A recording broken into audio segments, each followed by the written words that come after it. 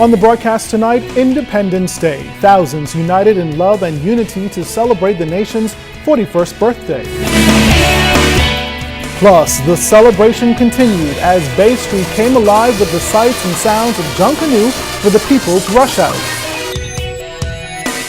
And celebrating Bahamian pride, Atlantis employees get creative to showcase Bahamian history. The Bahamas Tonight, the National Report, starts now. Now in HD.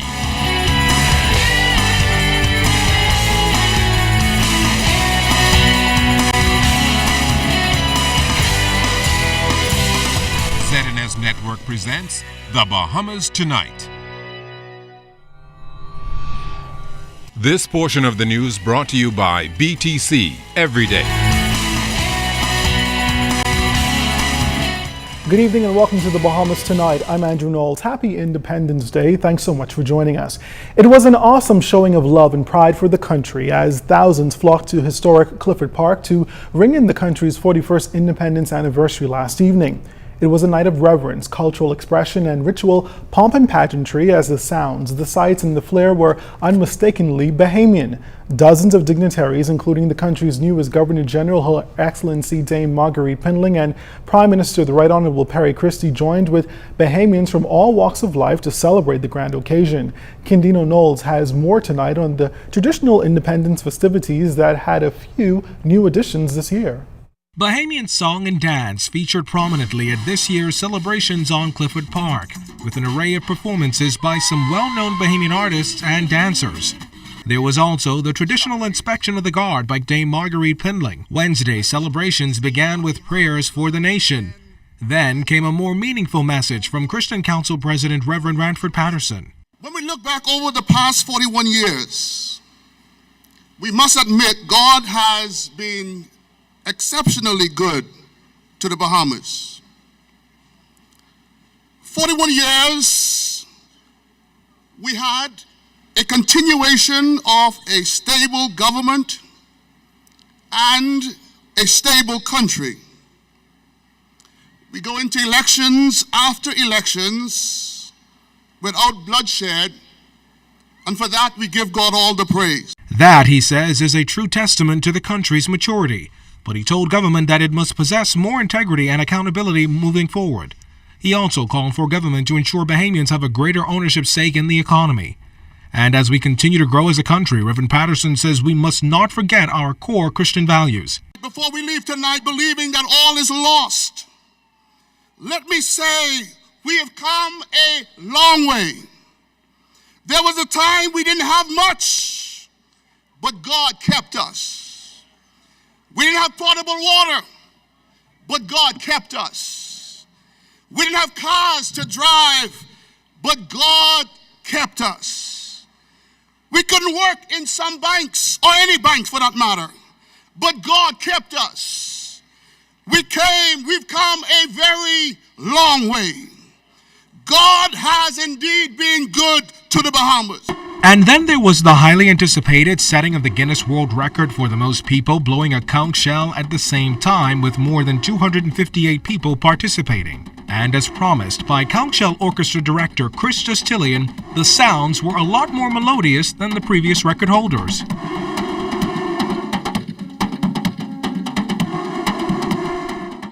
A job well done by those men and women whose names will go down not only in Bahamian history but will also be etched in the Guinness Book of World Records. But the night would not be complete without the raising of the flag at midnight.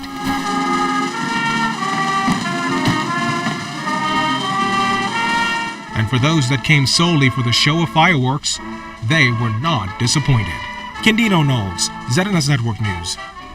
And what would Independence Morning be without the people's rush? Following the ceremony on Clifford Park, scores flocked to the city's center to rush to the beat. Our Charles Fisher was in the mix. The rhythmic dancing and pulsating song of Junkanoo, the true spirit of the Bahamian people, brought in the 41st anniversary of independence. It was the people's rush. First, 7 outstanding persons were honored by the Junkanoo Development Association. Posthumously, the departed Alfred Sabols Dean Icons Frank Count Bernardino Ellis, music makers Sidney Muddings from Roots, Chief Clerk Maurice Tyne from the Vauxhall Congos and Fun Time, Edward Rat Munro from Roots, Frederick Freddie Markey from One Family, and Willis Kool-Aid Bain from the Saxons. Bringing remarks was the Minister of Education, the Honourable Jerome Fitzgerald. I want to congratulate all of the honorees this evening for your contribution to our country, to our culture, and to Junkanoo. And if we have any doubt of the impact that Junkanoo has on the world, we only need to think back to the IAAF relays, when the record holders from Africa told us if it wasn't really for the Junkanoo music and the drum beats going on to carry them through those races, they would not have been running as fast as they did. It was the People's Rush, and the Bahamian people were all enjoying this time of the year. I retire now, so I'm enjoying it all. My girlfriend turned 46 today, and we had a blast earlier this evening, and I enjoyed myself. Now I am out here enjoying the 41st Independence Junkanoo and just feeling good. For the ZNS News Network, I'm Charles Fisher. Unfortunately, the People's Rush Out did not go without incident, as police were forced to shut down the event as a result of a shooting incident. We're told early this morning as Bahamians gathered in downtown Nassau to rush in this country's 41st anniversary of independence. Assistant Commissioner of Police Leon Bethel fills us in. And the rush was taking place from East Street and Bay Street all the way down to George Street.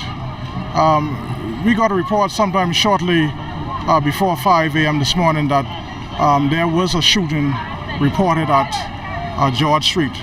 Once we investigated, we found that two persons were there who reported that they were shot to the body area. The ambulance was summoned and those persons were transported to the Princess Margaret Hospital in stable condition. Now, the Assistant Commissioner of Police says as a result of this incident, police will have to review current procedures in place for the parade. Police have taken a 21-year-old man into custody in connection with the incident. They are still searching for a second suspect. We will review procedures that were put in place for the People's Rush. There are some views about the People's Rush, but we are not going to get into that now. We are concerned about the safety of our citizens. We are looking for these culprits.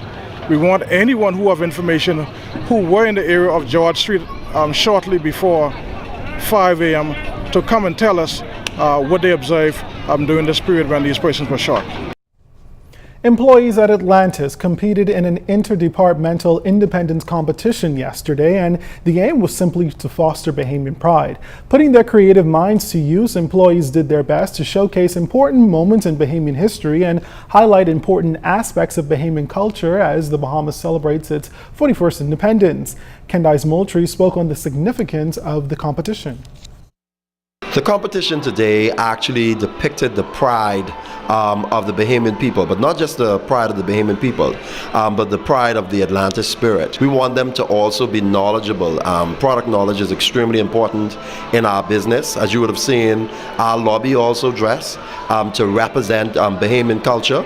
We always talk about how we can inculcate culture in our environments, in our various resorts across the country, and this is one of the ways that we do it, and a way that we allow our teams to continue to celebrate themselves.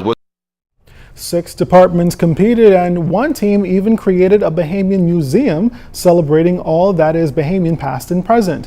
When it was all said and done, the housekeeping department emerged the winners, with the PBX department second and desk services third.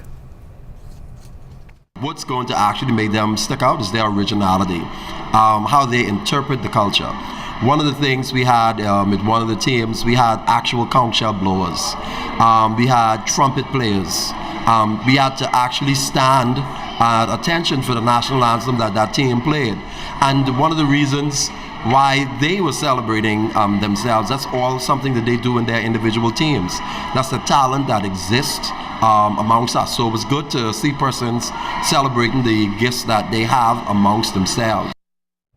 Airline and boat operators reporting a quiet independence holiday with no significant spike in traveling numbers over last year. Fern Carey tells us more. Many Bahamians chose to stay at home this Independence holiday, with airline operators reporting that travel numbers were not as high as anticipated. That was clearly evident inside the departure terminal at the Lynden Pinling International Airport, where most travelers were able to check in without having to wait very long. And while there was a small line at the Bahamas Air counter, passengers were still being processed in a timely manner. Bahamas Air's customer service supervisor, Bridget Douglas, noted that the number of people traveling this holiday was about the same as last year. For the weekend tomorrow, 60, 70, 80, nothing major. But now, the end of the month, we have a lot of, them last minute passengers traveling, going to Miami. Some travelers were also displaying their national pride and wearing colors to mark Independence Day. Among them, members of the National Children's Choir who were heading to Florida. Director Patricia Bazad indicated that although the youngsters performed at last night's Independence celebration, they were still eager to travel today. As they're off this morning, we're going to Orlando, to Disney World, and they have a performance tomorrow.